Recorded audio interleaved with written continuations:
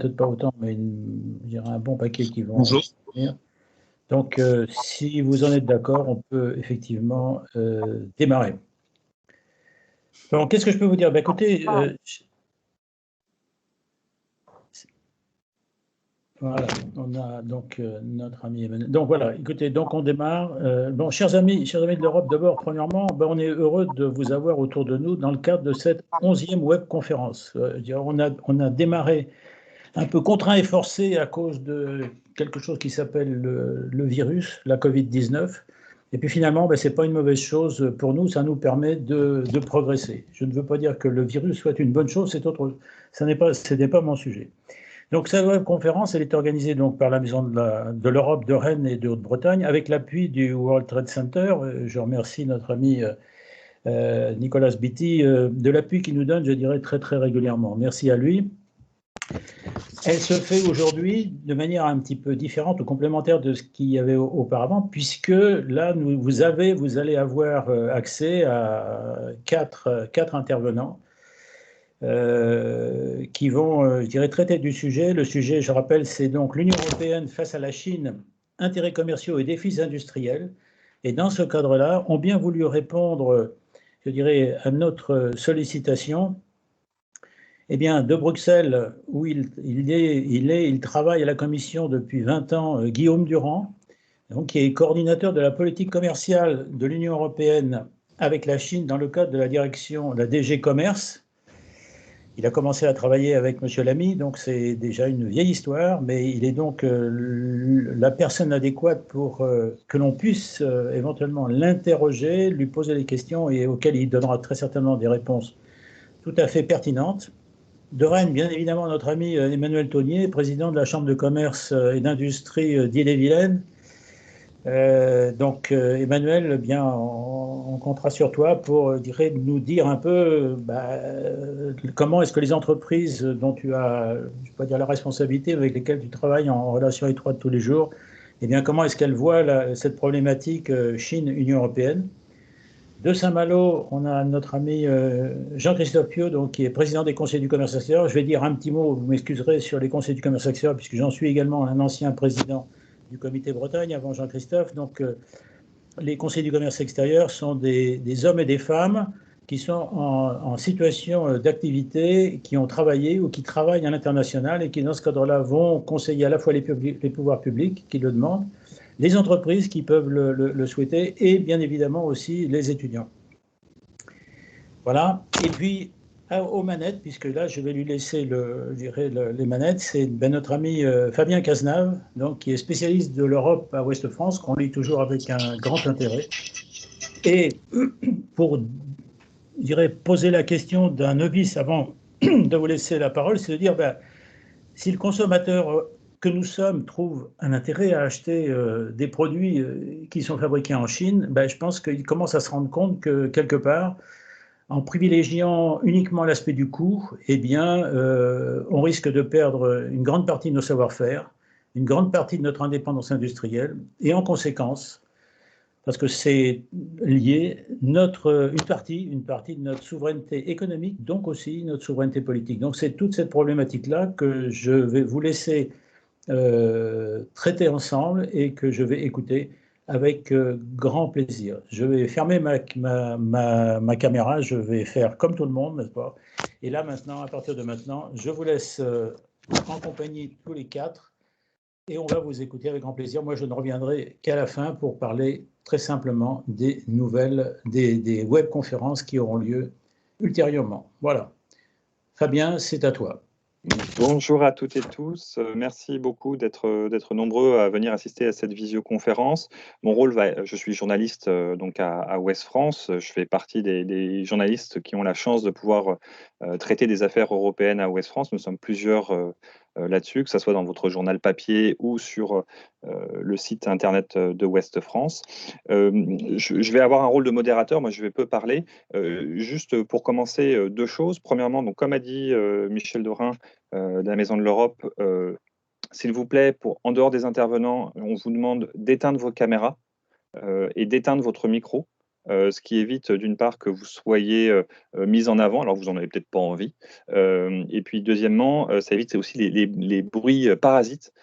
Quand un intervenant est en train de parler, chat qui passe, qui miaule, si c'est un ronron, c'est forcément très agréable, mais enfin bon, c'est quand même un peu disturbing, comme diraient les Américains, c'est un petit peu déroutant. Donc merci de bien penser à quand vous bougez votre souris, vous voyez, il y a une sorte de petite caméra, et donc il faut que vous appuyez dessus pour désactiver votre image, et puis juste à côté également, désactiver le petit microphone, voilà, ce qui évitera les bruits parasites.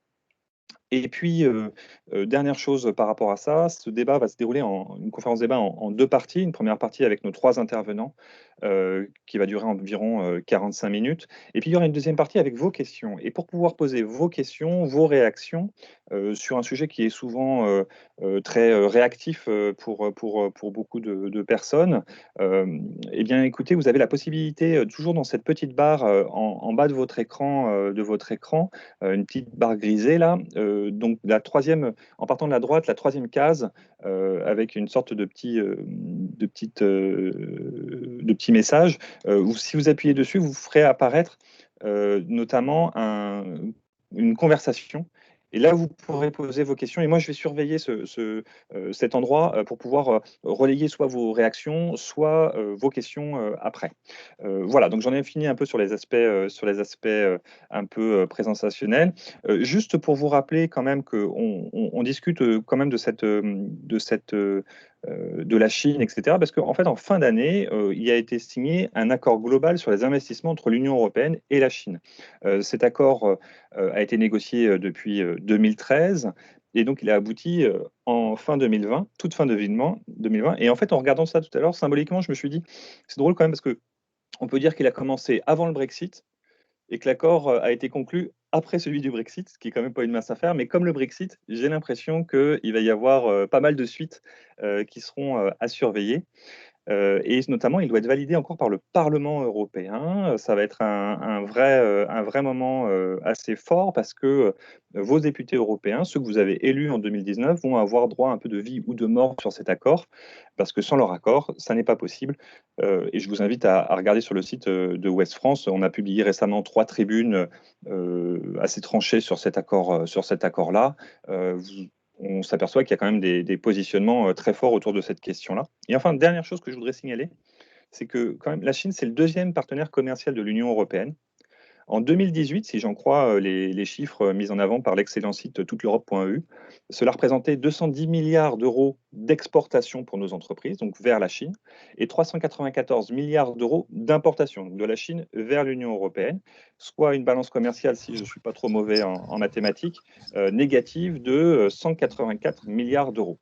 Alors, si j'ai bien compris, cet accord a pour objectif pour nous d'ouvrir davantage le marché chinois aux investissements des entreprises de l'Union européenne. Monsieur Guillaume Durand, je me tourne vers vous pour vous inviter à nous expliquer justement en quoi ça consiste cet accord justement sur les investissements. Ce n'est pas vraiment un accord commercial. Voilà. Est-ce que vous pouvez nous expliquer de quoi il s'agit, et nous vous remercions beaucoup de prendre du temps pour nous. Bonsoir à tous et merci infiniment pour votre invitation. Je suis très heureux d'être parmi vous, même virtuellement, mais on commence à s'y habituer en ce moment. Donc, effectivement, le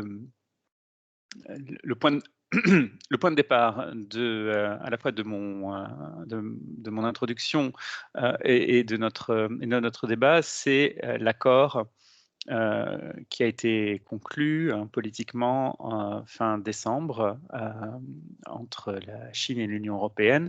C'est un accord d'investissement. Et je le replacerai, je vais rapidement vous décrire ce qu'il est, je vais aussi décrire ce qu'il n'est pas. Et enfin, je tâcherai de le placer dans un contexte plus large. Alors, juste, excusez-moi, Guillaume, pour tous ceux qui ont leur micro ouvert, pensez bien à les fermer, ça évitera justement ces petits problèmes de son qu'on peut avoir. Merci beaucoup. Voilà, donc L'accord global sur les investissements, je ne sais pas si l'acronyme AGI, AGI est déjà passé en français, j'en suis pas sûr, donc je vais éviter de l'utiliser.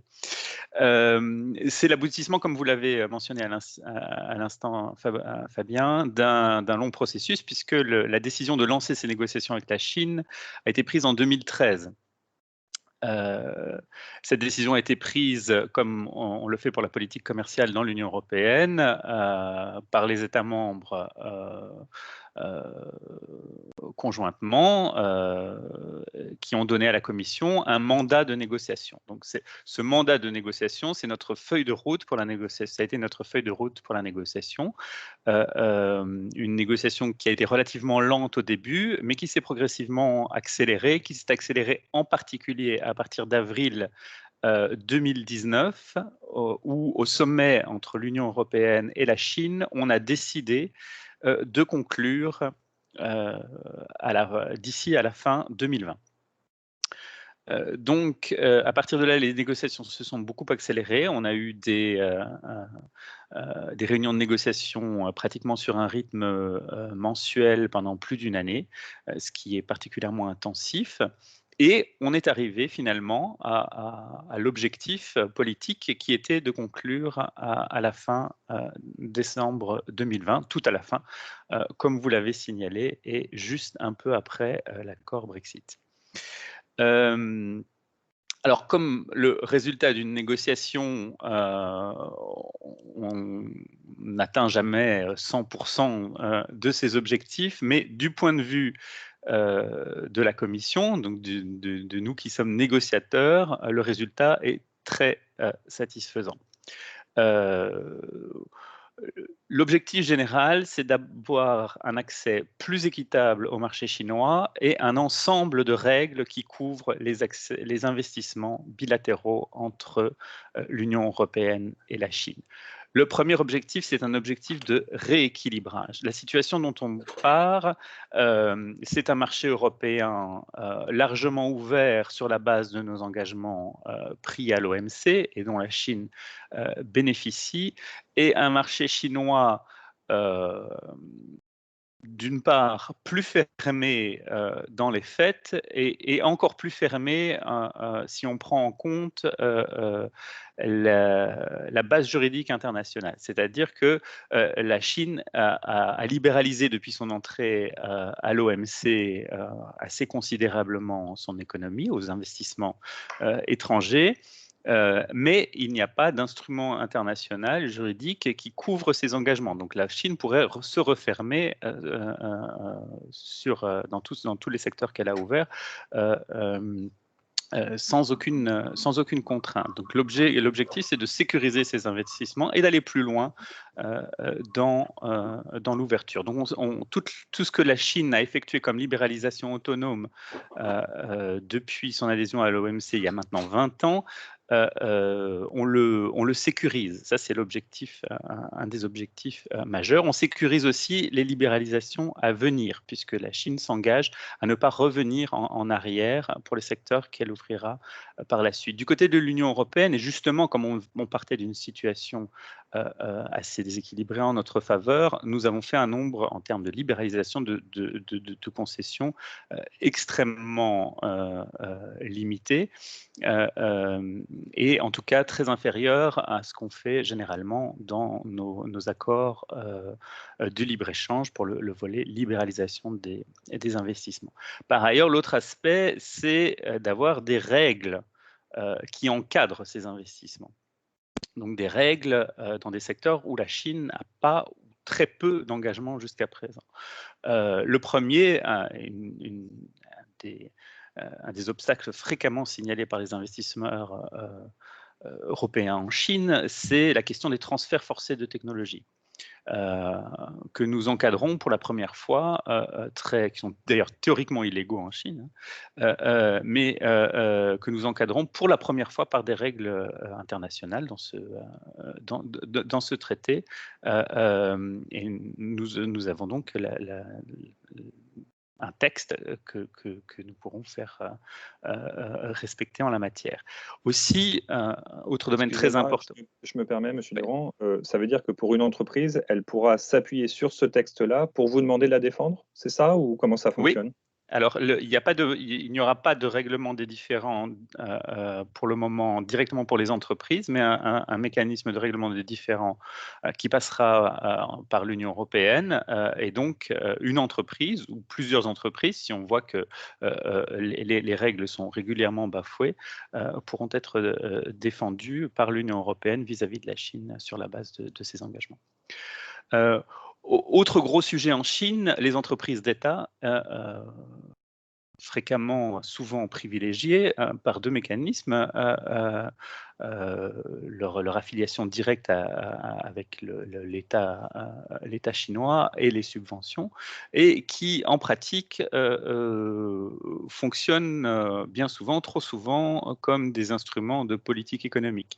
Dans cet accord sur les investissements, nous avons obtenu de la Chine que ces entreprises d'État soient soumises à une obligation de non-discrimination vis-à-vis des opérateurs européens, qu'ils soient leurs fournisseurs, leurs distributeurs, leurs clients, etc. Donc ça, c'est un élément très important. Les entreprises d'État en Chine, on parle de 30% de l'économie chinoise, et en particulier de la très grande majorité des plus grandes entreprises chinoises. À peu près les 3/4 des 100 plus grandes entreprises chinoises sont des entreprises d'État, et elles ont un rôle très important dans des secteurs comme la fourniture d'énergie, les transports, etc. Donc elles sont fréquemment en contact, elles sont constamment en contact avec des investisseurs étrangers. Il est très important qu'elles traitent les investisseurs étrangers de façon équitable. Nous avons aussi des règles en matière de transparence des subventions pour la première fois dans le secteur des services notamment, question importante pour rééquilibrer la concurrence en Chine. Comme je l'ai brièvement mentionné en réponse à votre question, Fabien, nous avons dans ce traité un mécanisme de règlement des différends solide, comme et surtout avec la nouvelle politique de l'Union européenne de vraiment renforcer la mise en œuvre des traités, nous avons aussi la volonté d'utiliser très ferme d'utiliser à l'avenir ce mécanisme de règlement des différends quand le traité sera. Alors c'est justement une question de Sylvie qui nous a posé cette question-là dans le channel Conversation, et je la remercie. Elle nous pose justement la question de quel type de sanction est prévu dans l'accord en cas de non-respect par la Chine de ses engagements. Est-ce que vous avez des sanctions, ou on va passer par une instance pour pouvoir discuter? Alors, le mécanisme de règlement des différends, c'est un peu comme à l'OMC, hein, c'est bilatéral, mais c'est un peu comme à l'OMC. Donc, on a un tribunal arbitral, un arbitre chinois, un arbitre européen et un président neutre qui tire des conclusions, et ces conclusions sont lient juridiquement les parties. Et en cas de non-respect, on peut imposer des rétorsions. Et ces rétorsions portent sur le contenu de l'accord, c'est-à-dire qu'on peut revenir sur des engagements de façon proportionnée aux dommages subis. Et alors, quel est le type parce que c'est, comme vous avez dit, c'est une politique qu'on mène. Il y a eu un changement un petit peu de braquet de la part des États membres par rapport à la Chine. Voilà. Comment est-ce que ça se place dans ce cadre un peu plus global, justement, de la politique commerciale de l'Union européenne, puisque la Commission est responsable de cette politique commerciale au nom des 27. Est-ce que vous pourriez nous dire en quoi est-ce que ça s'insère dans une politique plus globale vis-à-vis de la Chine, qui est à la fois un partenaire et un concurrent? Oui. Là, vous faites assez directement référence à ce qui est le cadre aujourd'hui de notre action vis-à-vis de la Chine, c'est-à-dire ce qu'on appelle la communication conjointe qui date du 12 mars 2019, communication conjointe du haut représentant pour la politique extérieure et de la Commission, et qui définit une nouvelle vision stratégique pour la Chine. Cette vision de 2019, qui est toujours le cadre de notre action, est importante parce qu'elle donne la complexité, elle donne à voir la complexité de nos relations avec la Chine, puisqu'elle qualifie la Chine à la fois d'un partenaire de coopération, ça c'est plutôt pas dans le domaine commercial, mais dans des domaines importants comme le changement climatique, comme un partenaire de négociation. Donc c'est bien là, dans ce cadre-là, qu'on se place avec cet accord d'investissement. On a aussi d'ailleurs conclu l'année dernière un accord sur les indications géographiques avec la Chine, donc la protection des AOC, AOP, hein, comme on les connaît en France.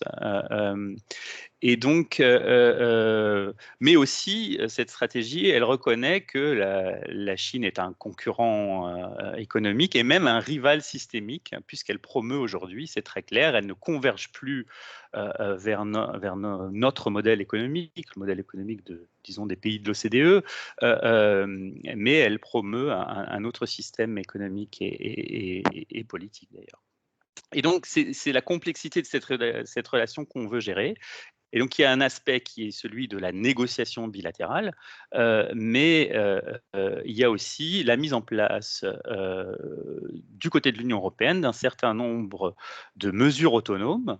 Vous avez sans doute entendu parler du règlement européen sur le filtrage des investissements, qui est entré complètement en vigueur en novembre dernier. Donc ça, c'est un instrument important pour qu'on puisse, entre pays européens, parler de ce sujet et de quels investissements posent un problème pour la sécurité en Europe. Vous vous rappelez d'investissements qui sont passés un peu en catimini et comme comme l'investissement chinois dans le port du Pirée, par exemple, un domaine stratégique des ports. Parce que pour l'instant, l'Allemagne, par exemple, a pris des décisions par rapport à ça. L'Allemagne qui, comme le faisait remarquer Michael, a un excédent avec la Chine. Ils vendent beaucoup de machines à outils là-bas. Est-ce que, justement, aujourd'hui, ils veulent essayer de contrôler et empêcher qu'il y ait des prises de contrôle de la part de ces mastodontes chinois par rapport à ces petits champions nationaux que nous avons en Europe? Est-ce que c'est complémentaire ou est-ce que c'est une protection qui est différente? Alors, on a des mécanismes de filtrage des investissements au niveau national qui existent pour le moment dans 15 pays de l'Union européenne. 8 autres États membres sont en train d'adopter des législations dans ce sens. Et au niveau européen, on a un mécanisme qui est un mécanisme d'échange d'informations en la matière et de coopération en la matière pour que la Commission ou un État membre soit informé d'investissements étrangers dans d'autres États membres et, le cas échéant, puisse s'en saisir et signaler un intérêt stratégique. Donc, c'est vraiment une forme de mise en commun de ce qui existe au niveau national dans ce lien très important entre investissement et sécurité. C'est un nouveau sujet pour l'Union européenne. Et l'accord sur les investissements ne change rien en la matière, puisqu'il s'agit d'une question de sécurité et on a bien sûr toute marge de manœuvre en la matière. Dernière question très rapide avant de passer à nos autres invités. Est-ce que c'est dans ce cadre de cet accord-là que vous avez, par exemple, la reconnaissance d'AOP ou de choses comme ça qui protègent un peu les produits français, ou c'est encore un autre accord? Non, c'est un autre accord qu'on a conclu l'année dernière. Il a été signé en septembre 2015. Il a été adopté par le Parlement, lui. Pour celui-ci, c'est déjà fait. Mais il n'est pas encore entré définitivement en vigueur. Ça devrait arriver relativement prochainement. Alors, je réactive mon micro. Donc, je réinvite toutes les personnes qui ont envie de poser des questions. Comme vous avez vu, j'essaye de prendre vos questions dans l'endroit lié aux conversations de la réunion pour pouvoir justement les insérer dans notre discussion. Je me retourne vers tenez, Emmanuel Tonnier, par exemple, vous qui êtes président de la Chambre du commerce et de l'industrie d'Ille-et-Vilaine. Est-ce que vous pourriez nous dire justement un petit peu, c'est quoi un peu le poids des investissements chinois ou inversement nos investissements bretons en Chine? Est-ce que vous pourriez nous dire un petit peu ça? Puis comment est-ce qu'on réagit justement les entreprises qui sont membres de la Chambre du commerce et de l'industrie de votre département? Comment est-ce que les entreprises brétiliennes ont réagi? Oui, bonsoir à toutes et tous. Merci pour ce propos liminaire. Effectivement, ces nouveaux accords sont très importants parce qu'ils, alors, vu de mon œil de béotien, ils permettent de rééquilibrer une situation de balance commerciale qui était franchement très déséquilibrée.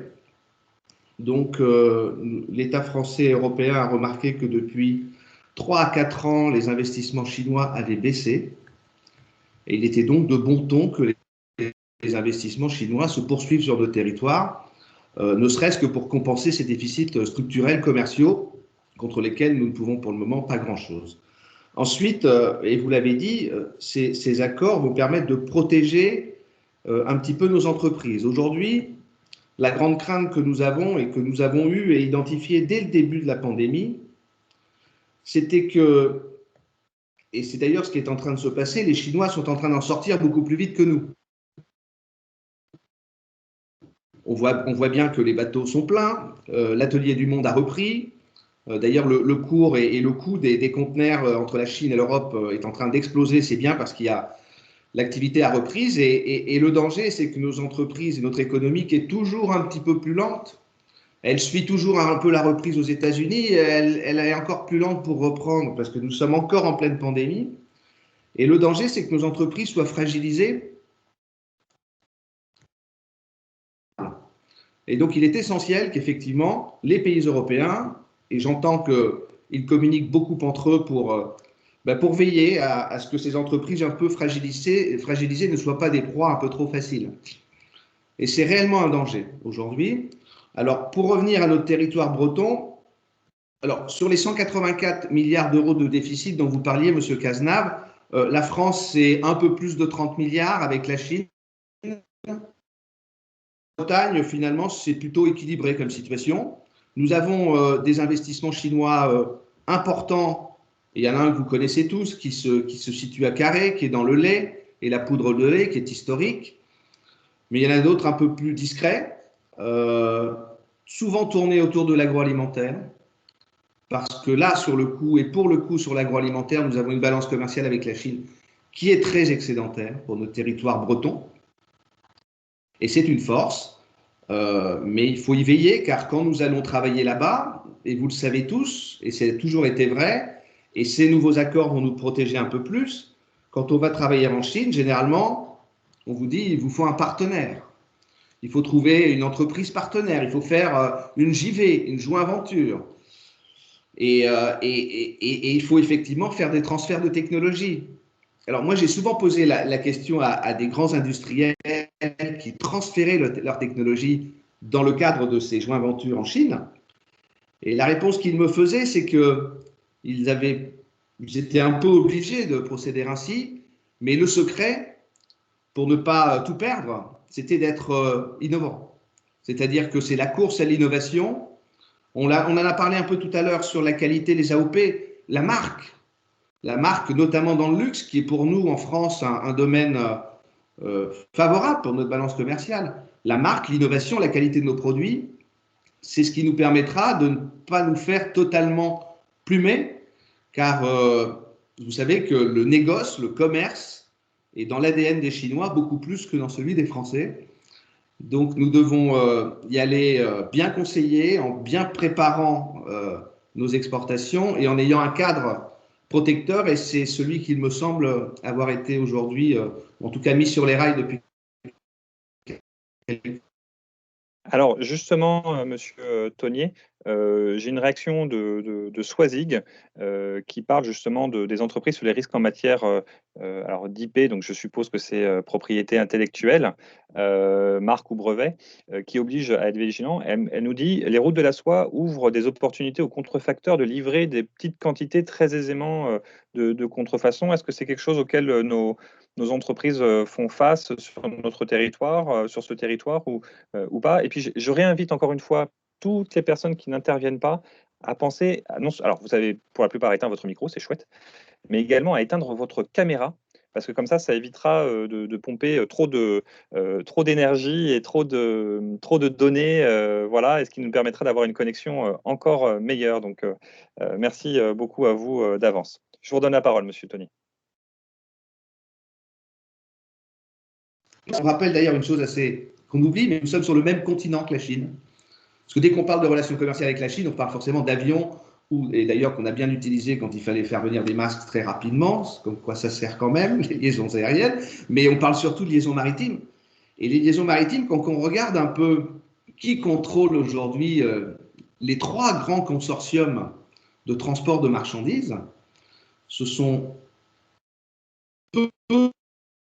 les Danois, ce sont la CMA-CGM, les Français, ce sont les Hollandais, mais les Allemands aussi, avec Hapag-Lloyd, mais ce sont pas beaucoup les Chinois. Et les Chinois, avec cette route de la soie, sont en train d'essayer de rétablir une connexion terrestre qui est compliquée quand même. Hein. Vous vous rendez compte que ce train, ou ces 3 liaisons possibles, traversent des pays qui politiquement sont quand même très instables. Moi, je suis volume qui transite aujourd'hui par la mer.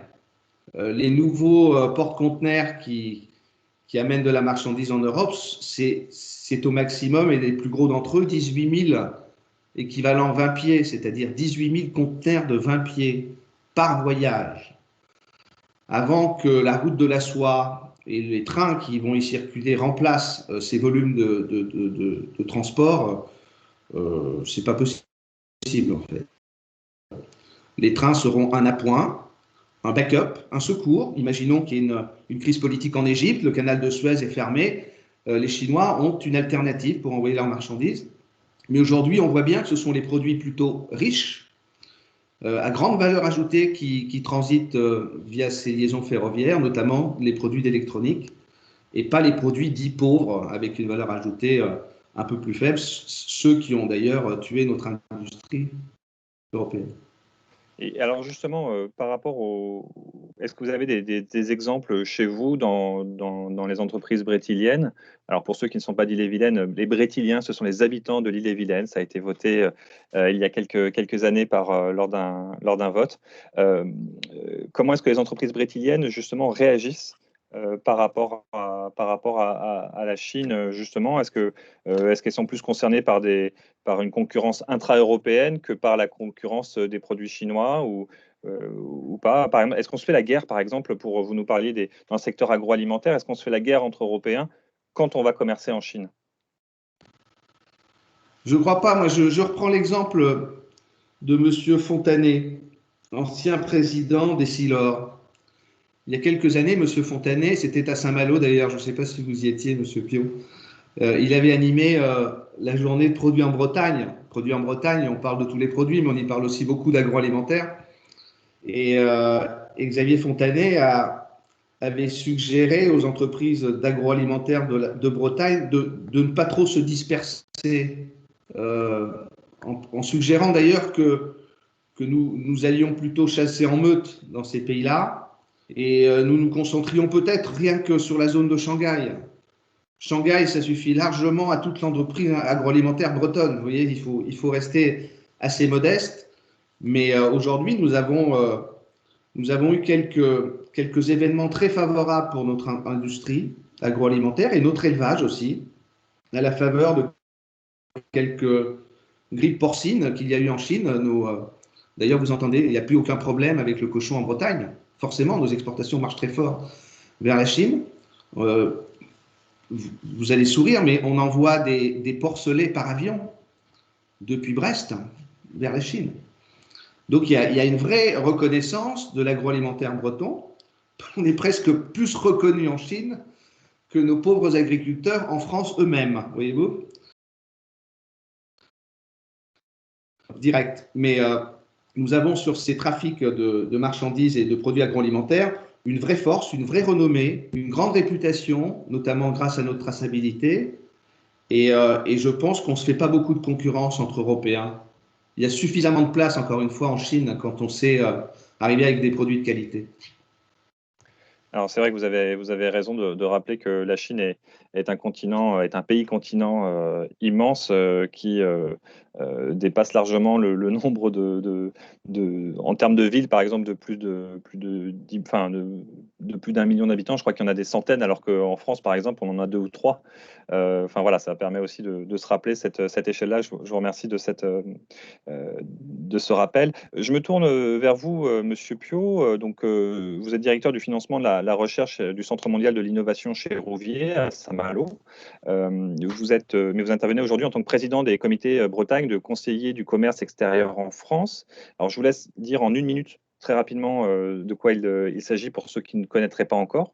Et puis également, j'aimerais que vous nous disiez qu'est-ce que les conseillers de cette Ligue bretonne pensent-ils, qu'est-ce qu'ils pensent de cette relation entre l'Union européenne et la Chine? Ils sont inquiets, contents? Voilà, je vous laisse nous dire. Bonsoir, bonsoir à toutes et à tous. Merci de me donner la parole. Bon, il y a eu déjà énormément de choses de dites. Sur Michel, que je remercie de m'avoir invité, Michel Dorin a déjà dit 2 mots des conseillers du commerce extérieur, mais je peux compléter. Donc, les conseillers du commerce extérieur de la France, ce sont des chefs d'entreprise ou des cadres dirigeants comme moi de grands groupes qui sont tournés vers l'international et qui, en général, pour les cadres, ont eu des expériences en expatriation, et pour les chefs d'entreprise qui, de façon assez fréquente, exportent sur grand export ou export en Union européenne ou dans des pays plus proches. Donc, on a une 50aine de conseillères et de conseillers en Bretagne, avec pour mission, donc on est nommé par le Premier ministre, par décret, et nos missions sont, Michel l'a souligné, donc l'attractivité du territoire breton en ce qui nous concerne, le parrainage d'entreprises TPE, PME, primo-exportatrices, parrainage qui est complètement gratuit puisqu'on est bénévole et on s'inscrit complètement dans la team France Export auprès de Bretagne Commerce International, Business France, BPI, CCI, les douanes, etc. On fait du parrainage, on fait de la formation jeune à l'international et du conseil au pouvoir public à partir du moment où il y a des dispositifs qui ne nous semblent pas complètement adaptés ou quelques trous dans la raquette par rapport aux dispositifs de soutien à l'exportation. Donc on a eu quelques succès dans ce domaine-là. Donc voilà un petit peu. Alors ce qui est très intéressant, c'est que c'est surtout un réseau de 4300 conseillers du commerce extérieur répartis sur le monde entier et qui sont tous rattachés aux missions économiques des ambassades et des consulats de France dans le monde. Donc c'est un réseau fantastique, c'est une porte d'entrée sur le monde également dont il ne faut pas se priver. Donc le réseau CCE breton est interconnecté avec l'intégralité des réseaux CCE du monde entier. Donc voilà pour les conseillers et les conseillères. Moi, je ne suis pas un spécialiste de la Chine. Par contre, il me remonte pas mal de remarques de la part de conseillers qui sont des chefs d'entreprise des 4 départements bretons et qui sont dans des domaines d'activité extrêmement variés, de l'agroalimentaire aux hautes technologies, en passant par tous les métiers qu'on peut imaginer de technologie, montage de chaînes de prod, etc. Vous parliez, on a dit que le rapport n'était pas aujourd'hui équilibré, et c'est vraiment la sensation très très forte, en particulier dans ce contexte de pandémie. On a quand même un virus chinois qui se promène partout sur la planète, et la Chine qui nous fournit des masques, qui fait une grande offensive diplomatique à base de vaccins, etc. Enfin, à la fois, je suis l'origine de la pandémie et votre sauveur. Donc voilà, il y a un peu de défiance et d'agacement de la part des populations en général, pas des entrepreneurs en particulier. Et sur le plan de l'entreprise, on a parlé tout à l'heure de propriété intellectuelle. Enfin, on sait quand même que à partir du moment où on veut travailler avec la Chine, on a des rapports totalement déséquilibrés. C'est extrêmement compliqué. Évidemment, il faut être préparé, comme dans tout projet d'exportation, que ce soit au Liechtenstein ou en Grande-Bretagne maintenant, qui n'est plus en Union européenne. Il faut être préparé, il faut connaître son marché, il faut avoir ses cibles, mais on a quand même une complexité beaucoup plus forte en Chine parce que c'est très compliqué, les relations commerciales sont extrêmement brutales. On a parlé tout à l'heure et Guillaume Durand l'a souligné, du passage obligé par les entreprises d'État. On sait que les entreprises chinoises entre elles ne sont pas très amicales. Bon, on sait que par rapport à des entreprises occidentales, ou toute entreprise qui n'est pas chinoise, il y a un nationalisme très fort.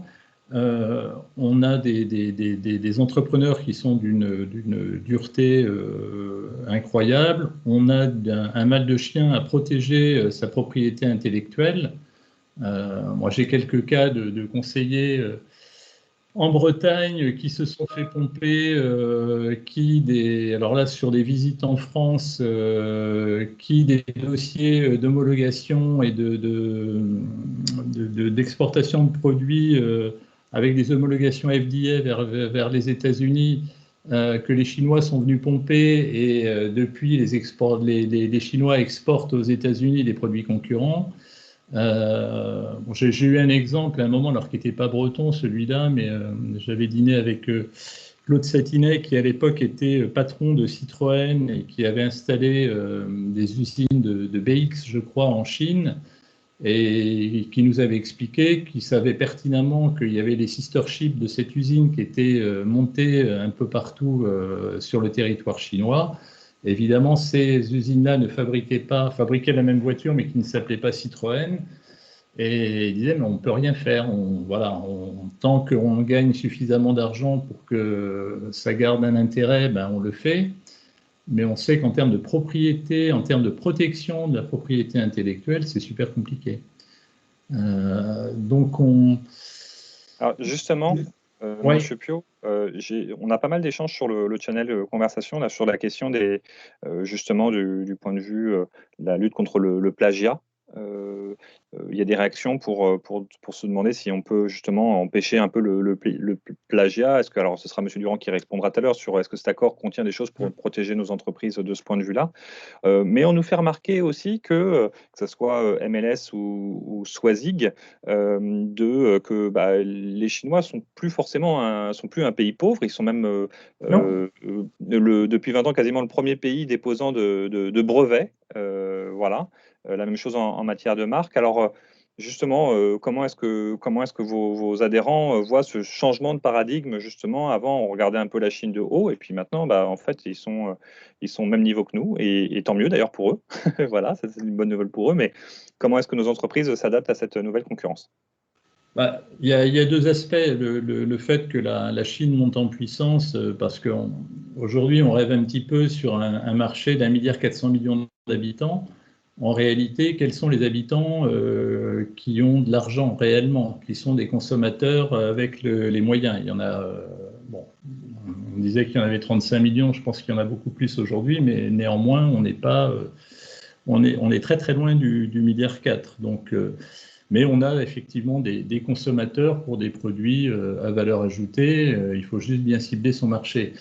Sur la propriété intellectuelle, sur la montée en puissance technologique de la Chine, c'est plutôt de l'inquiétude parce qu'on se retrouve avec des compétiteurs qui étaient plutôt dans des industries basiques et qui maintenant ont su copier ont su copier les Boeing, ont su copier nos ordinateurs, ont su copier Airbus, et sont capables aujourd'hui de fabriquer des fusées et ont une technologie qui est très avancée. Donc d'un côté, c'est très intéressant d'avoir des partenaires qui montent en gamme quelque part, mais d'un autre côté, ce sont des concurrents redoutables, d'autant que ce ne sont pas des concurrents toujours très, très bienveillants.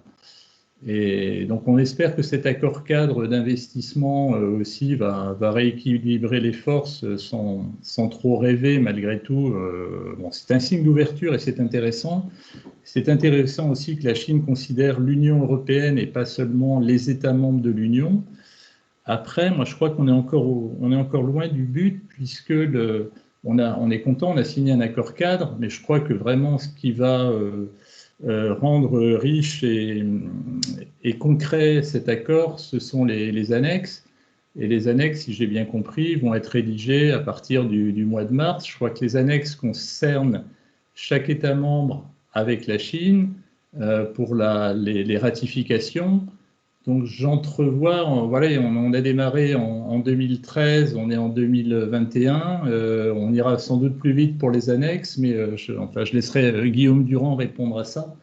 Mais je pense qu'on est encore parti pour quelques années avant que cet accord cadre, non, il me dit non, bah, tant mieux,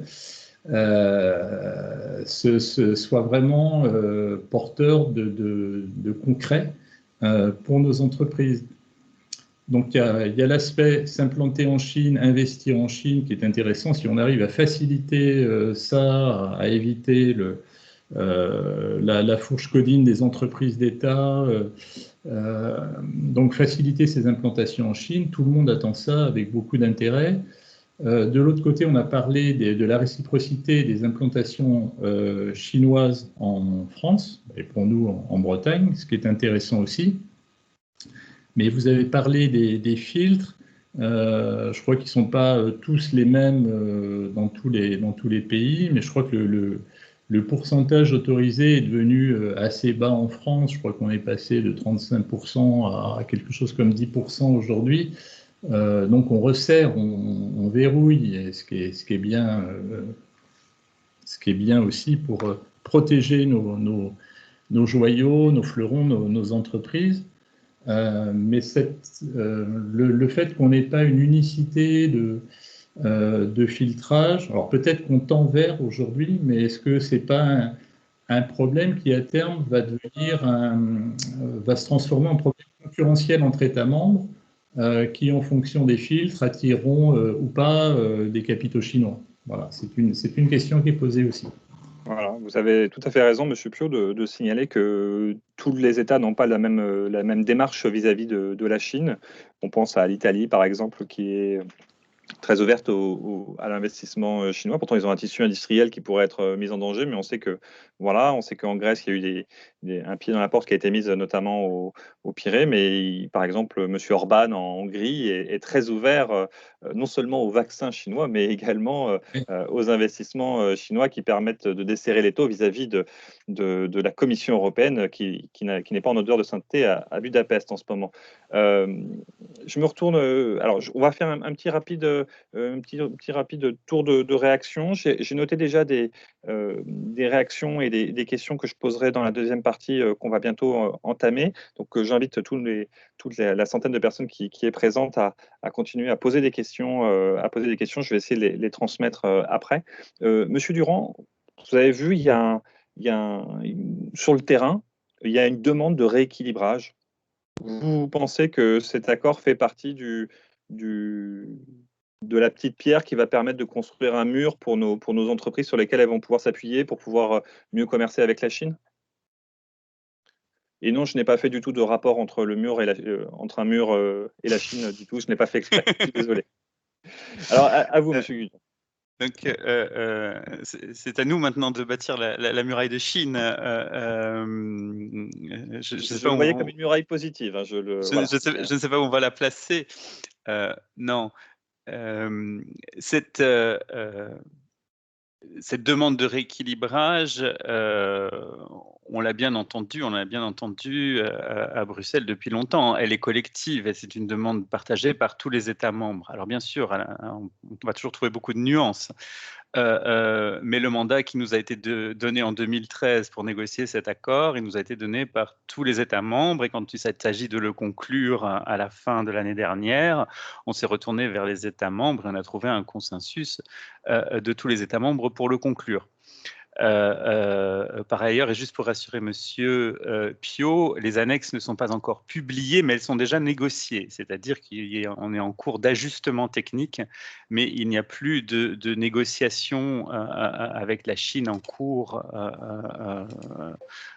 sur ce sujet. Elles seront publiées, je pense, d'ici 2 à 3 semaines. Il s'agit vraiment de vérification d'annexes techniques très compliquées pour qu'on publie des textes en bonne et due forme.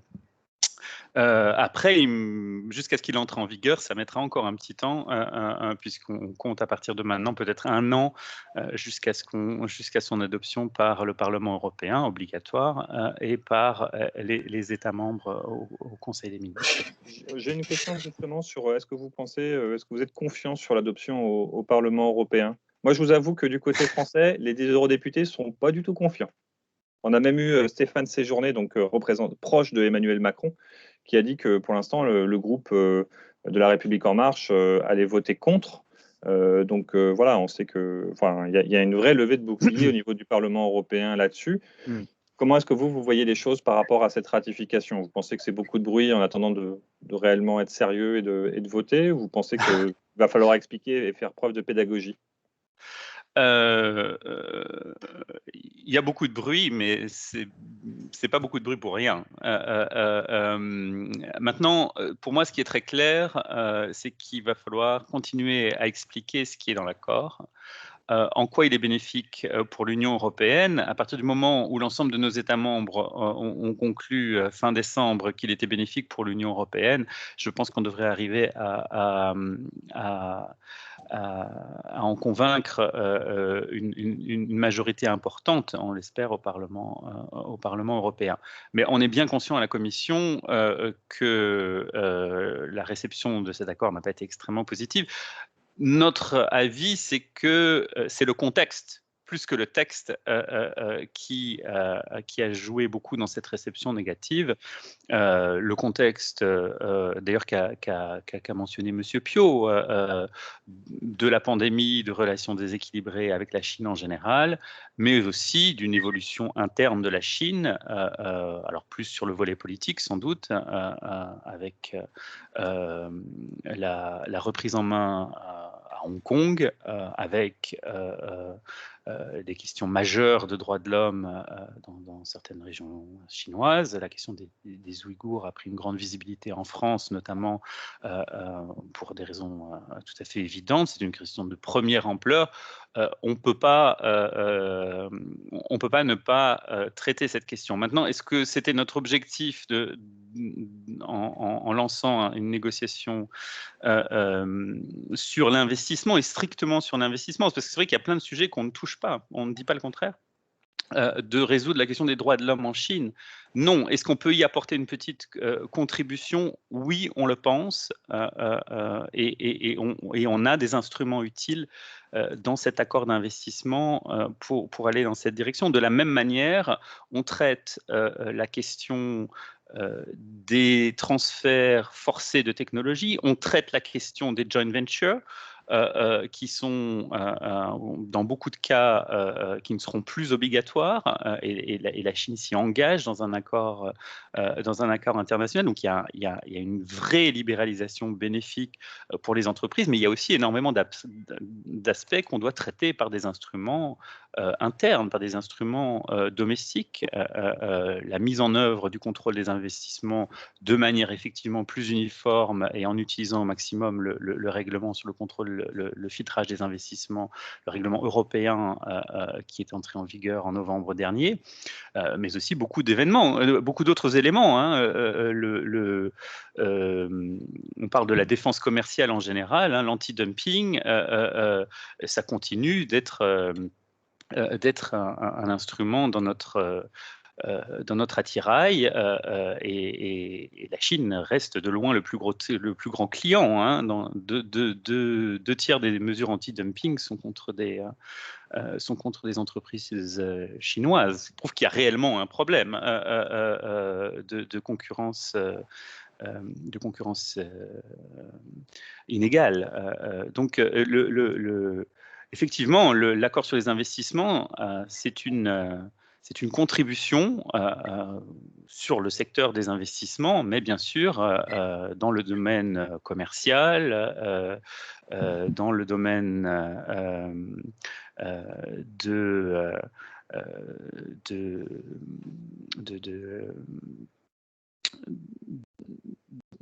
différents. Je ne suis pas d'une grande aide, je suis désolé. Non, dans toutes les mesures de politique chinoise, politique économique chinoise, qui posent un problème systémique, et pas seulement pour l'Union européenne, on a encore beaucoup à faire. On a un instrument en cours d'élaboration contre les subventions étrangères. Alors, ce n'est pas un instrument anti-chinois. Il y a d'autres pays qui sont problématiques de ce point de vue, mais c'est un sujet qu'on a identifié, sur lequel on est en train de travailler à l'intérieur de la Commission avec les États membres. Il y a eu une consultation publique sur le sujet. Voilà, effectivement, pour rejoindre votre métaphore, on n'est pas en train de construire une muraille, mais on est en train de construire une ligne de défense contre des pratiques discriminatoires, inégales, anticoncurrentielles.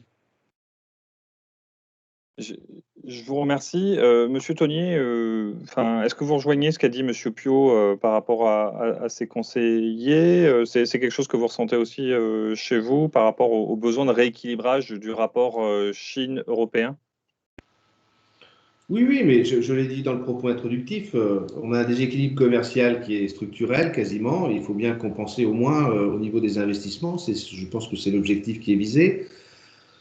Maintenant, il y a des questions de géopolitique qui m'échappent un peu dans cette histoire. Est-ce que j'ai cru comprendre que les Américains n'étaient pas très contents, ou plutôt comptaient beaucoup sur l'Europe dans leur nouvelle zone commerciale vis-à-vis de la Chine, et le fait que, et c'est bien d'ailleurs, que nous affranchissions un peu des États-Unis et nous allions directement traiter avec les Chinois, doivent les embêter beaucoup. En même temps, encore une fois, et j'ouvre juste une parenthèse, heureusement que nous sommes dans l'Europe.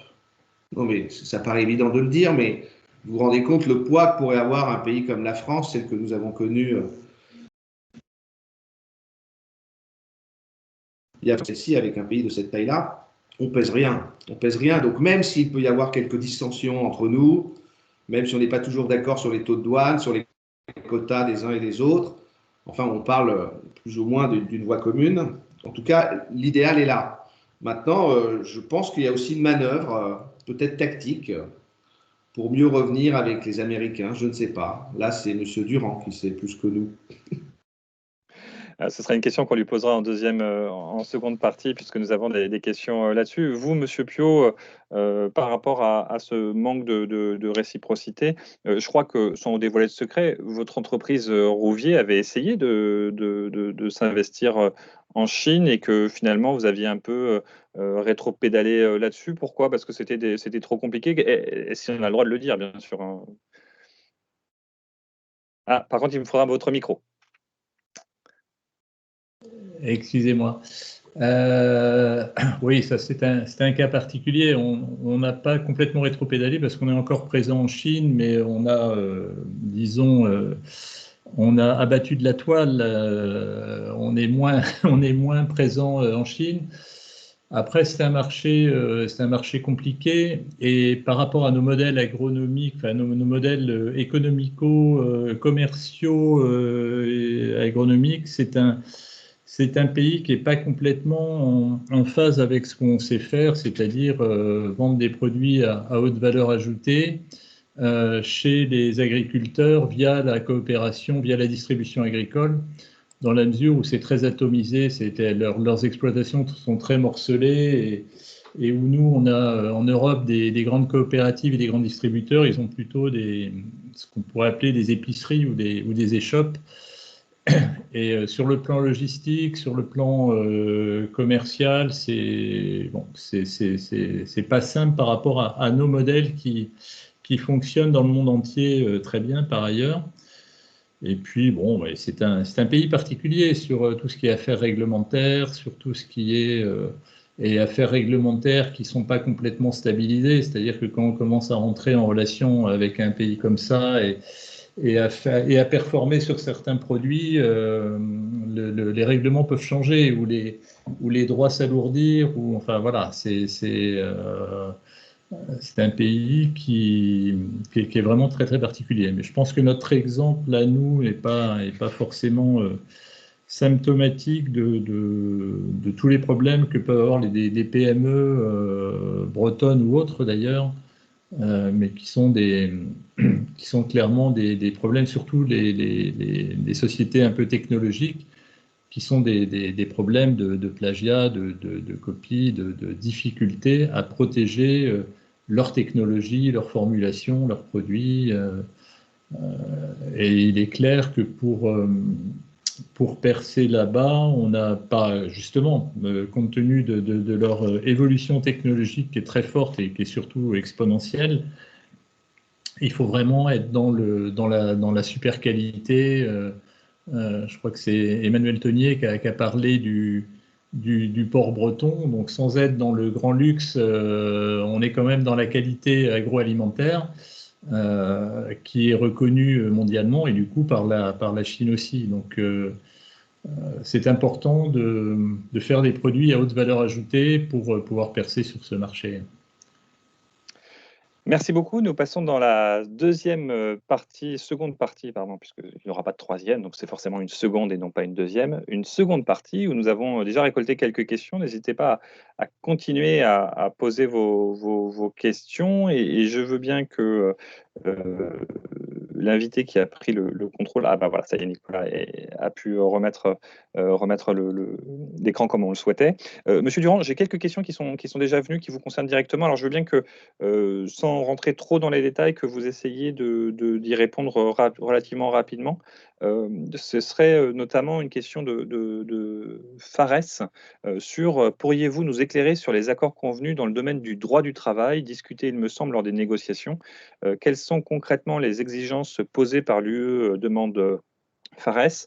Ça rejoint notamment, au-delà même de la question des Ouïghours, mais c'est même en général, il y a un droit social qui n'est pas du tout le même, c'est un euphémisme, du côté de la Chine. Est-ce que vous pourriez nous dire comment est-ce que c'est inclus dans dans vos négociations? Est-ce que ça fait partie de cet accord? Et deuxième question sur l'accord directement, l'accord prévoit-il des arrangements en matière de réseau ferroviaire, demande Gildas, et il cite notamment RTET et la route de la soie. Donc, la question du domaine du droit du travail et la question en matière de réseau ferroviaire. Monsieur Durand. D'accord, merci pour ces questions. Sur la deuxième question,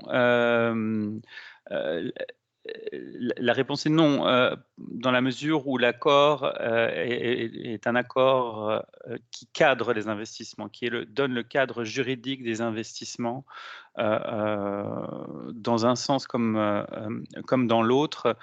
Donc, il n'y a pas de mesure sectorielle. On dit juste quelles sont les conditions dans lesquelles les investisseurs chinois peuvent investir en Europe et quelles sont les conditions dans lesquelles les investisseurs européens peuvent investir en Chine. Et on a une série de règles que j'ai mentionnées qui contraignent les entreprises d'État, par exemple, et aussi des règles d'équité en général vis-à-vis des investisseurs, les États européens.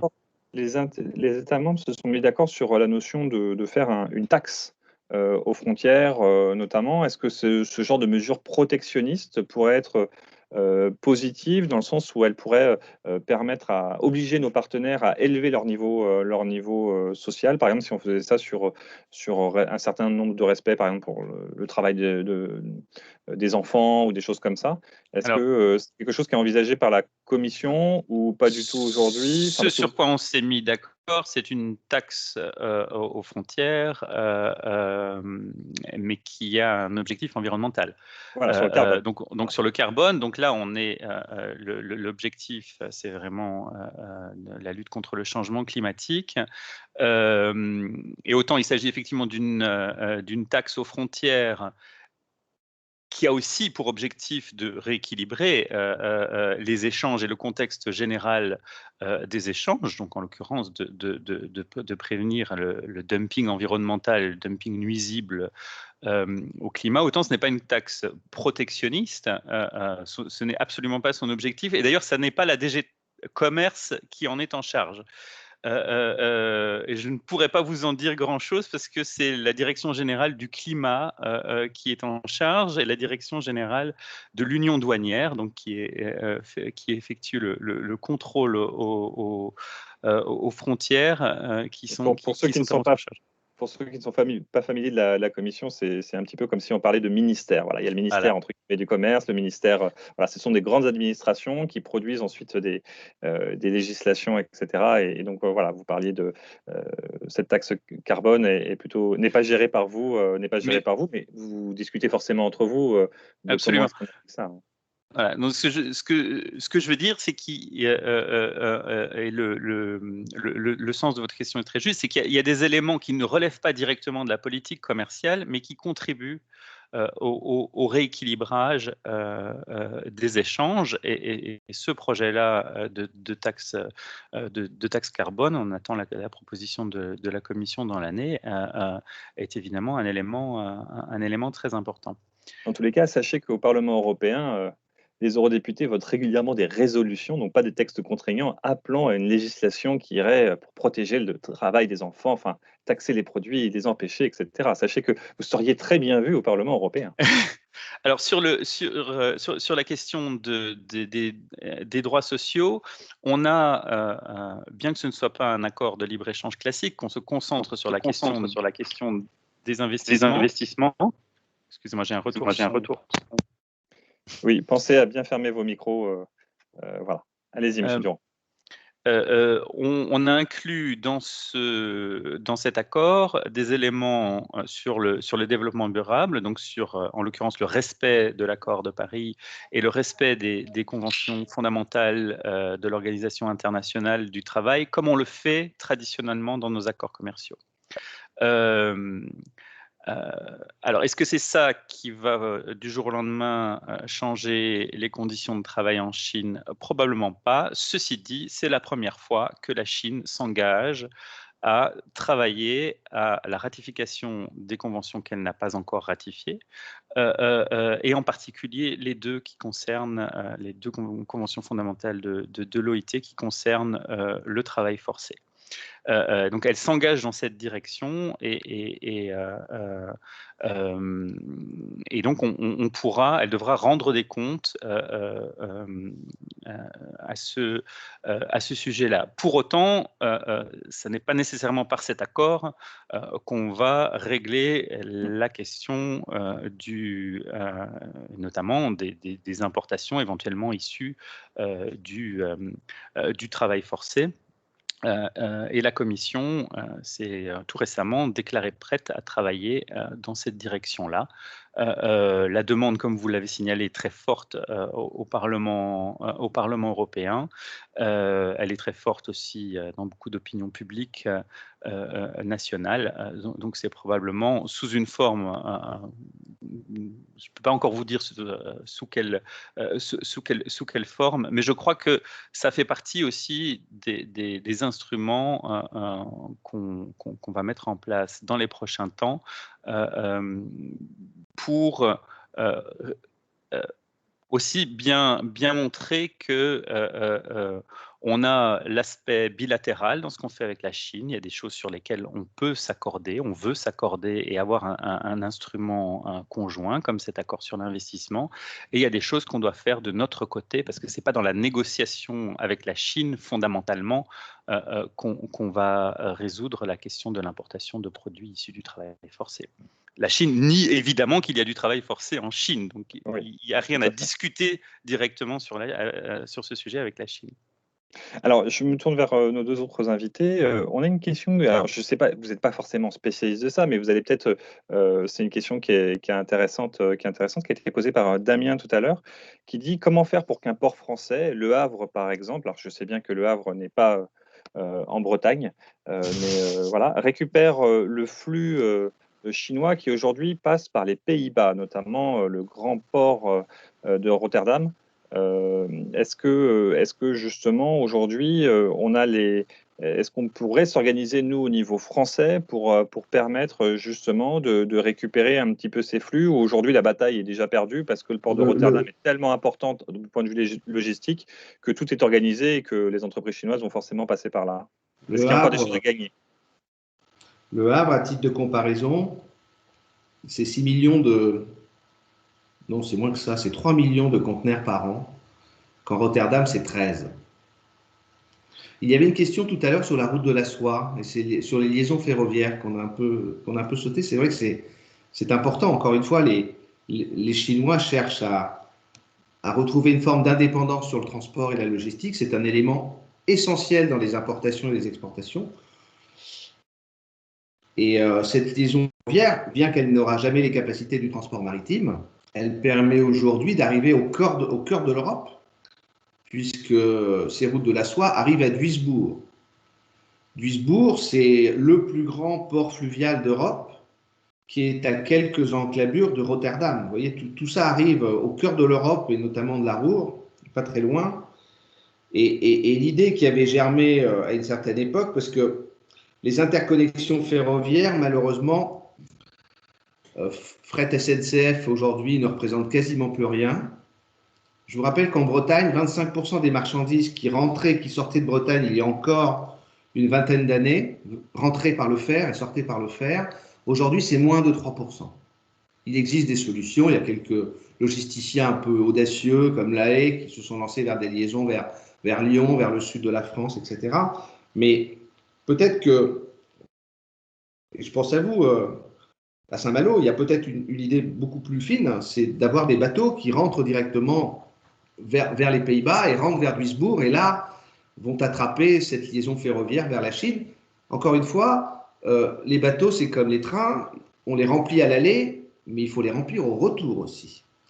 Or, aujourd'hui, le flux est beaucoup entrant et c'est bien le gouvernement chinois qui finance avec constance cette liaison ferroviaire, mais les boîtes ferroviaires doivent repartir avec de la marchandise. Donc, il y a de réelles opportunités. J'ai bien peur que ce ne soit pas la solution ferroviaire la plus rapide, mais par contre, à une certaine époque, on avait regardé si une liaison entre Saint-Malo et via Rotterdam rentrer jusqu'à Duisbourg était une solution pour les entreprises bretonnes qui cherchaient à exporter.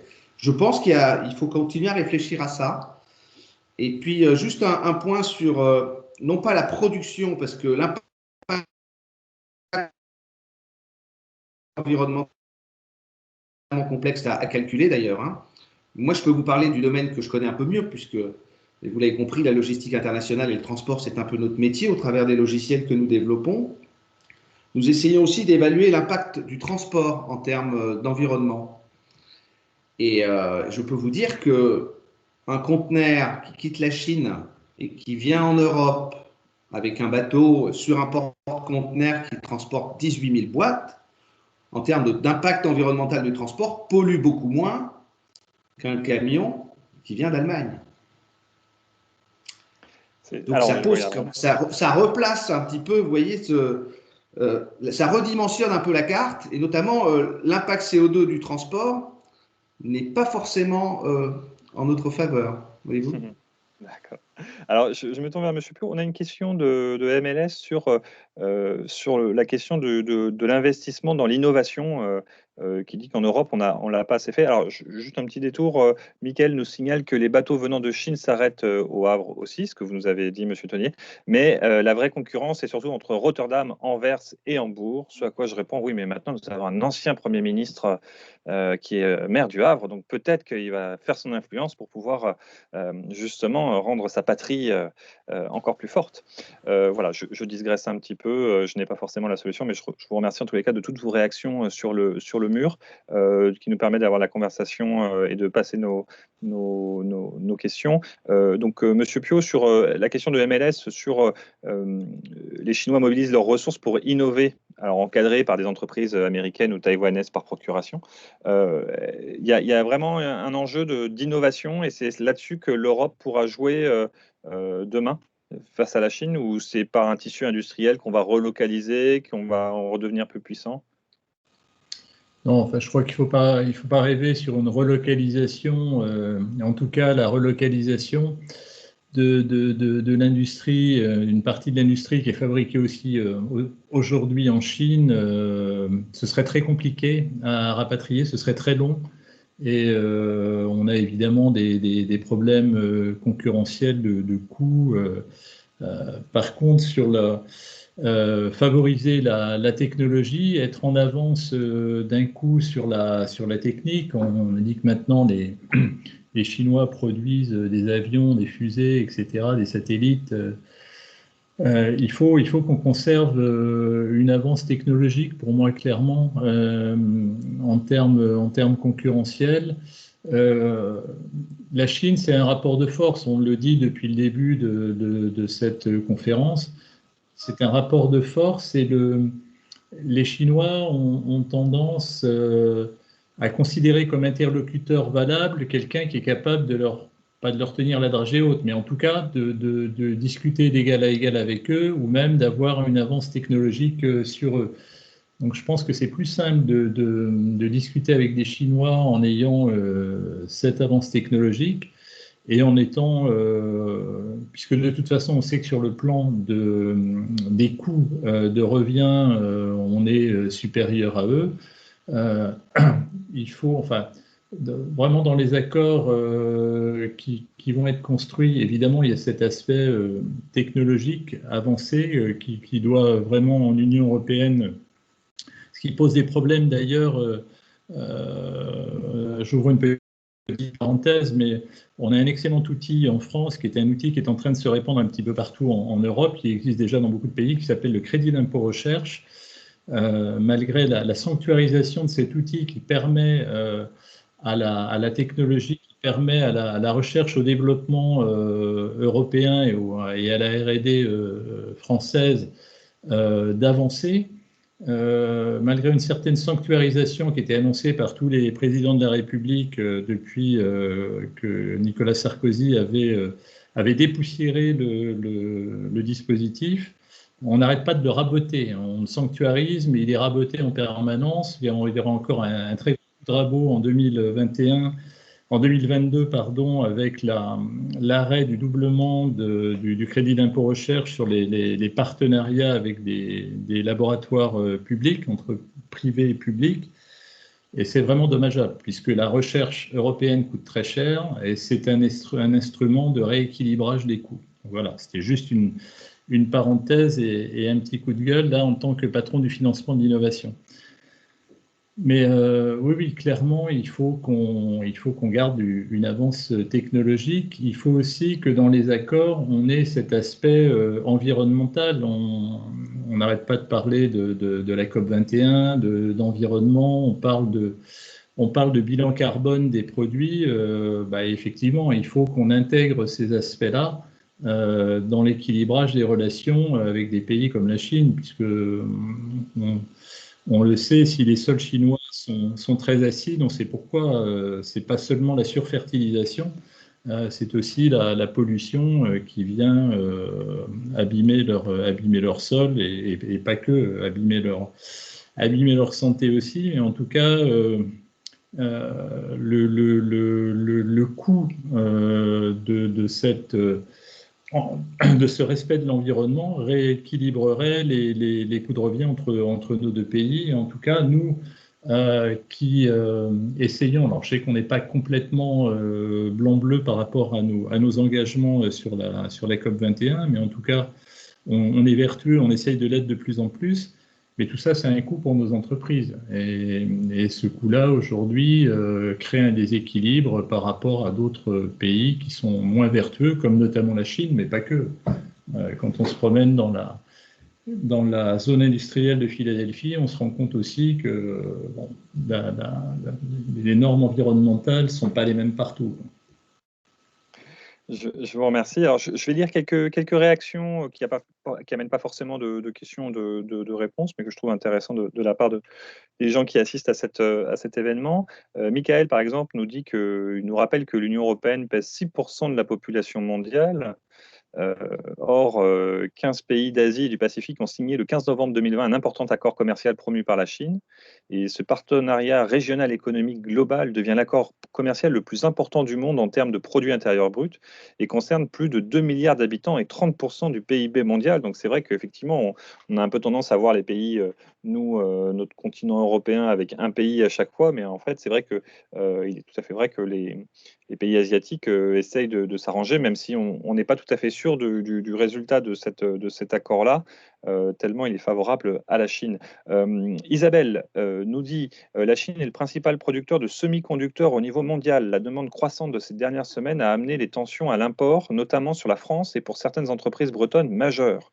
Des charters depuis l'Allemagne ont momentanément été déclenchés pour pallier cette problématique et éviter les ruptures de chaîne.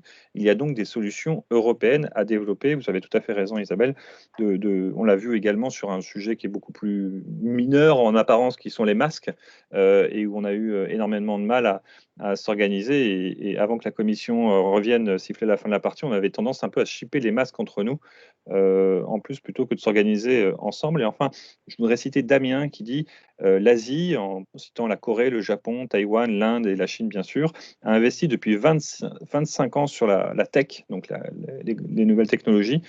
Pas sûr que l'on puisse revenir d'égal à égal. On a senti qu'il y avait beaucoup de réactions sur des gens qui ont assisté à cette conférence, et vous êtes encore plus de 75 à être là pour la fin de cette conférence, qu'on va essayer de terminer à l'heure, sur notamment une sorte de méfiance. On sent bien qu'il y a une méfiance vis-à-vis des entreprises chinoises, dans ce que vous décriviez bien comme un rapport de force qui n'était pas égal, ou en tous les cas qu'il y avait une sorte de volonté pas de prédation, mais en tous les cas de s'accaparer quelque chose pour pouvoir s'élever de leur côté, de ne plus être simplement l'usine du monde.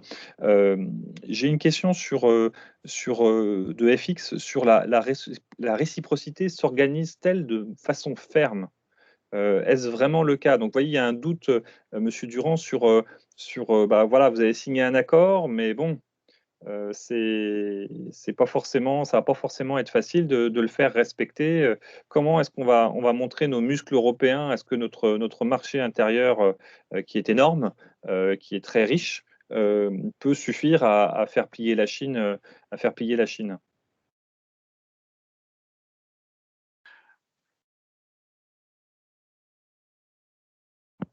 Oui, pardon. Vous m'entendez? Pardon. Non,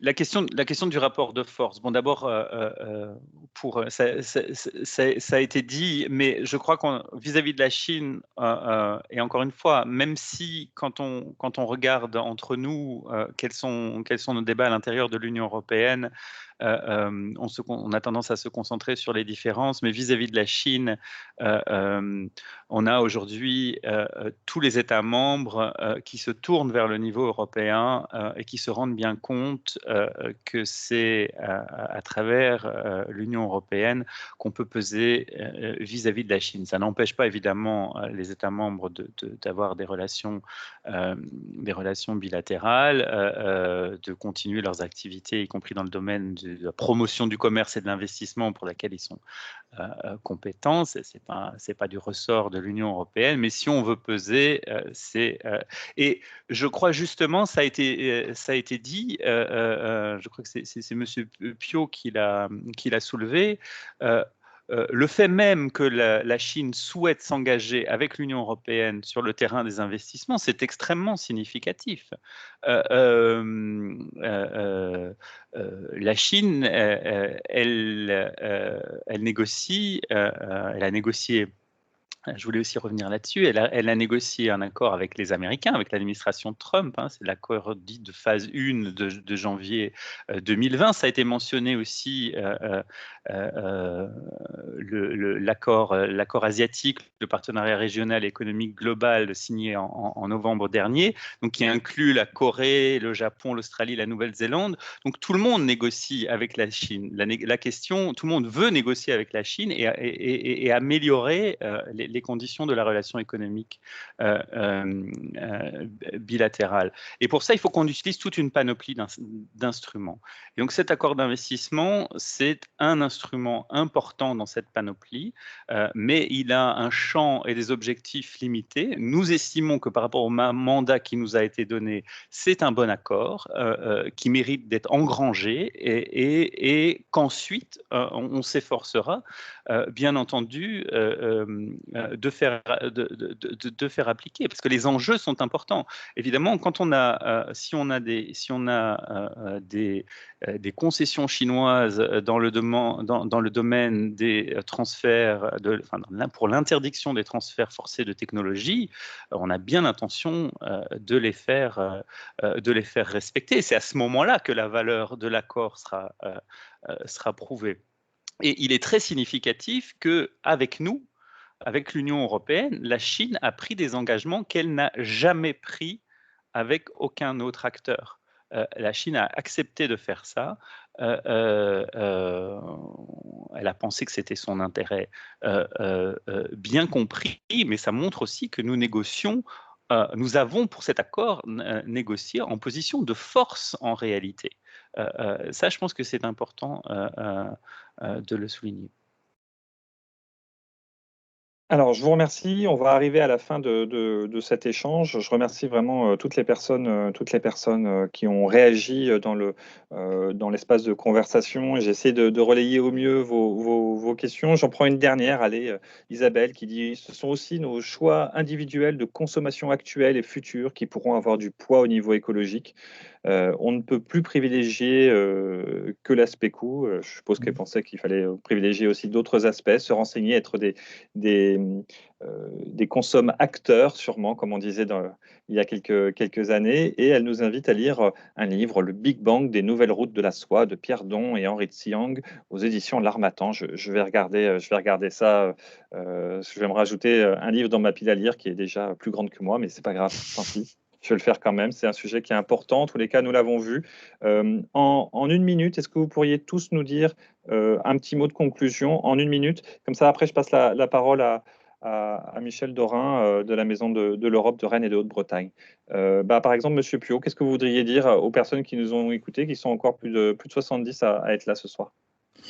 Les remercier tout d'abord.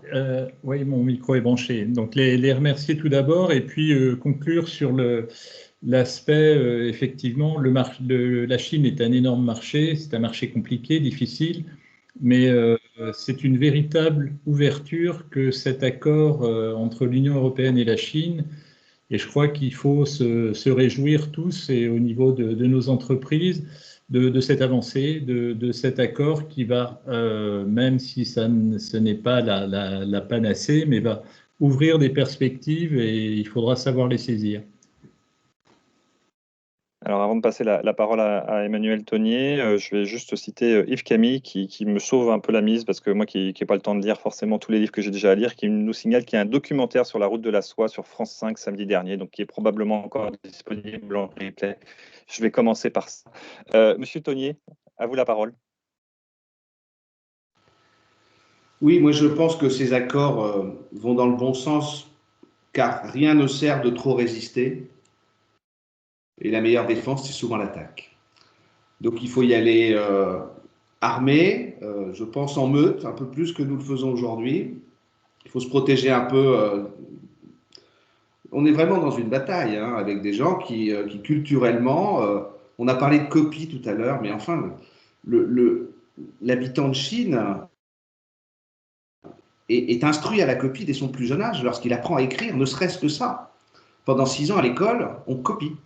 Et d'ailleurs, le summum pour un Chinois, c'est d'arriver à copier aussi bien et d'égaler le maître en copiant merveilleusement bien. Donc il ne faut pas avoir peur de ça. Ça a été dit tout à l'heure par Jean-Christophe. C'est l'innovation, c'est le bond technologique, c'est d'accepter de donner notre technologie de turbine parce qu'on sait déjà qu'il y en a une autre dans les cartons et qui va être encore plus puissante. Et c'est cette lutte-là qui nous permettra aujourd'hui de rester compétitifs sur, non pas le coût, nous n'y arriverons malheureusement jamais plus, à moins que la Chine adopte nos systèmes de solidarité, que sont ceux de la retraite, ceux de la sécurité sociale, ce qui risque de ne pas arriver. Nous avions, il y a quelques années, une opportunité de rééquilibrer un peu les choses, souvenez-vous. Ça s'appelait la TVA sociale. C'est M. Borloo qui l'avait fait entre les deux. C'était une taxe en sortie de caisse de supermarché qui permettait à tout produit vendu en Europe et en France notamment de soutenir notre système de solidarité, de ne pas faire peser que sur les produits français, des salariés français, nos systèmes qui font vivre tous nos compatriotes. Donc aujourd'hui, c'est quelque chose qui n'a pas pu passer. Nous sommes dans un marché libre et ouvert. C'est quand même la meilleure solution pour ne plus avoir de guerre. Donc faisons des guerres commerciales, encadrons-les un petit peu avec des règles. Et nous réussirons, car nous sommes plus rapides que les Chinois. Alors, Mickaël nous signale que si on n'est pas copié, c'est qu'on n'est pas bon. Donc, finalement, être copié, ça prouve la vitalité de notre économie. Monsieur Durand, pour conclure le panel des invités. Je voulais vous remercier encore une fois de m'avoir invité, remercier les autres intervenants pour leur contribution et tous les auditeurs et ceux qui ont participé au chat. C'est toujours très, très instructif dans ces moments où on est particulièrement isolé, non seulement à Bruxelles, mais même dans sa maison, de s'ouvrir un petit peu et de prendre le pouls de mon pays d'origine, en l'occurrence, et de la région Bretagne en particulier. Et non, ce que je voulais dire en guise de conclusion, c'est que je peux vous inviter à lire même la communication de 2019 sur les relations avec la Chine. C'est un document particulièrement lisible d'ailleurs, parce qu'il montre la complexité de la relation dans laquelle nous sommes. Et je crois que c'est la particularité aussi de l'Union européenne dans sa relation avec la Chine, c'est de ne pas vouloir faire du simplisme, c'est de reconnaître la complexité du marché chinois, autant que son importance pour les entreprises européennes à l'avenir, de nous protéger autant que nécessaire, de coopérer là où c'est dans notre intérêt, de trouver des accords comme cet accord d'investissement quand on le peut. Et donc, c'est cette complexité face à la simplification, à ceux qui sont les tenants du découplage à tout va, mais on est bien sûr dans un environnement, les deux derniers intervenants l'ont rappelé, extrêmement concurrentiel, et c'est pour ça aussi que l'Union européenne met en place des outils, le domaine de coopération industrielle, le domaine des semi-conducteurs a été mentionné. C'est un secteur fondamental. Il y a la concurrence chinoise, mais il y a aussi les autres pays asiatiques. L'Europe a encore une carte à jouer, et c'est dans ces domaines-là de technologie de pointe qu'est notre avenir. L'Union européenne est justement en train de mettre en place des politiques industrielles pour redynamiser ces secteurs où l'Europe doit être en pointe. Alors, juste pour conclure, merci beaucoup à tous nos intervenants. Juste pour conclure, pour vous dire qu'il y a beaucoup de messages de remerciements et sur la qualité de la conférence. Donc, merci à nos intervenants pour ce soir. Donc, on a parlé de cet accord global sur les investissements, l'AGI, voilà, avec la Chine. Du point de vue de la Commission, on a un résultat qui est très satisfaisant. On a vu qu'il y avait pas mal de questions de gens sur la capacité à se faire respecter cet accord. Justement, il y a une sorte de petit scepticisme, mais vous nous avez bien dit que même si on a envie de commercer avec la Chine, en tous les cas, il y avait la volonté d'avoir des mesures de rétorsion possibles dans le cadre de cet accord via un tribunal arbitral, avec des décisions qui s'imposent à l'autre partie, et que du point de vue de la Commission, la Chine est devenue un rival systémique qui propose un autre modèle que le nôtre. Donc il faut qu'on trouve des modalités de discussion. Et on a vu grâce à nos deux autres intervenants que des fois la situation de rapport avec la Chine n'est pas forcément la même. On a un équilibre en Bretagne sur les imports et les exports par rapport à la Chine, contrairement à la France dans sa globalité. Et que par exemple sur l'agroalimentaire, on est très excédentaire, on est très puissant chez nous. Mais il y a quand même un certain agacement chez certains entrepreneurs à voir la Chine notamment à jouer les sauveurs dans cette crise sanitaire qui est partie de chez elle, et que en tous les cas il y a une vraie attente de la part du niveau européen et des États membres de permettre une sorte de rééquilibrage des relations avec des entreprises qui sont parfois soutenues plus que fortement par l'État chinois, ce qui n'est pas notre cas en Europe. Il y a une vraie attente de la part des entrepreneurs là-dessus. Voilà, j'ai résumé cette conférence, Michel. Je vous laisse la parole, Monsieur le Président, voilà, pour annoncer ce qu'il va y avoir dans les prochaines semaines. Tout à fait. Écoutez, Fabien, qu'est-ce que je peux rajouter de plus à ce que vous avez dit? Vous avez fait une très bonne conclusion. Je pense que nos intervenants à côté de vous étaient, je dirais, à la hauteur, à la fois, je dirais, pour nous parler de choses que moi j'ai eu l'habitude dans ma profession auparavant de traiter régulièrement, ce qu'ils appellent la stratégie. Dans la stratégie, il y a à la fois, on parle toujours d'opportunités et de menaces. Je dirais le marché chinois, c'est à la fois une opportunité phénoménale, mais ce sont aussi des menaces dont il faut tenir compte. Ça, c'est le premier point. Le second point, c'est qu'il n'y a pas d'accord, et ça, je me retourne vers Guillaume Durand, il n'y a pas d'accord à long terme qui fonctionne s'il n'y a pas d'équilibre trouvé. Donc, quelque part, s'il y a un déséquilibre ou un déséquilibrage qu'on va trouver à terme, eh bien, quelque part, cet accord finira par disparaître. Mais dans l'immédiat, je suppose et j'espère que ça fonctionnera bien parce que l'Europe est un poids lourd. L'Europe est un poids lourd dans le monde entier. Aujourd'hui, si vous voulez, quels sont les grands acteurs? Les États-Unis, la Chine, l'Union européenne, ultérieurement, très certainement, l'Inde, et on verra après pour les autres. Donc ça, c'est le point important, opportunité, menace, équilibrage à terme. Et puis, bien évidemment, et vous l'avez dit, bien, le moyen d'y arriver, le moyen de réussir, pour nous Français, pour nous Bretons, eh bien, c'est de travailler la main dans la main, je dirais, avec l'Union européenne. L'Union européenne nous représente, l'Union européenne, c'est nous. Nous sommes l'Union européenne, et c'est à partir de là que l'on peut avoir, je dirais, une parole au niveau national. Donc, écoutez, ce que je trouve, vous savez que la Maison de l'Europe de Rennes et Haute-Bretagne, son leitmotiv, c'est l'Europe près de chez vous.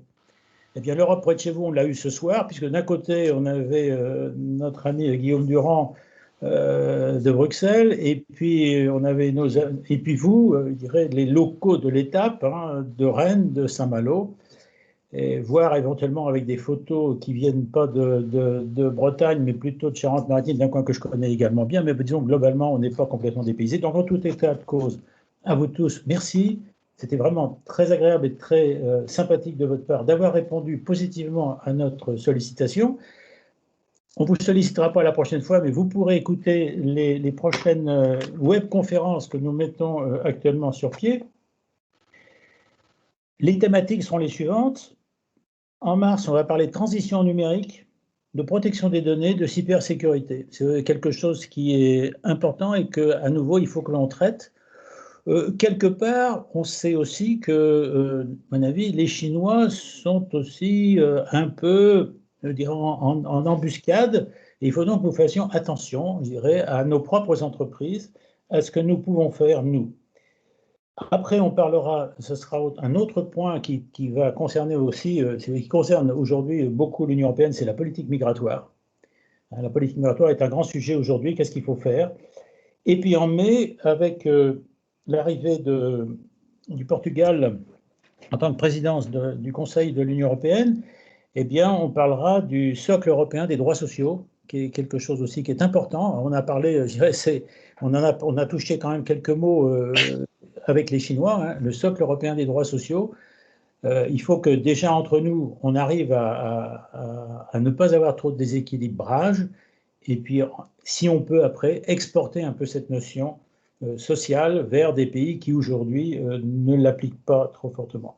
Je ne vous parle pas de la suite, il y en aura d'autres, et puis très certainement le programme, on continuera, si vous voulez, à le faire évoluer en fonction des besoins ou des attentes et de ce que nos amis journalistes pourront écrire dans leurs journaux, voire à la télévision. En tout cas, Fabien, Guillaume, Jean-Christophe, Emmanuel, merci à vous tous.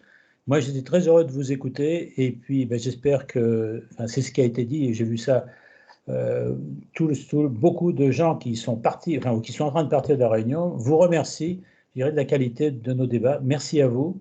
Très bonne soirée. Portez-vous bien. Et puis, à bientôt, en tout cas. Bonsoir. Merci à vous. Merci, au revoir. Merci encore et une bonne soirée. Au revoir. Au revoir.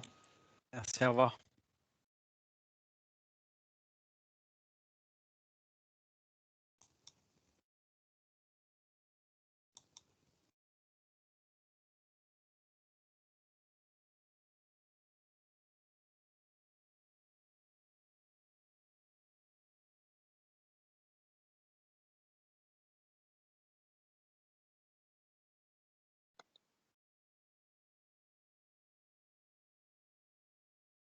Bon, je vous laisse. Merci Nicolas pour l'aide technique. Merci beaucoup. Je voulais vous dire bravo pour votre manière dont vous amenez le débat. Merci beaucoup Madame Mutin, c'est toujours un honneur et un plaisir en tous les cas. Merci beaucoup. Je vous laisse, je vais donner à manger à ma fille. Voilà. Merci beaucoup. Au revoir. Au revoir.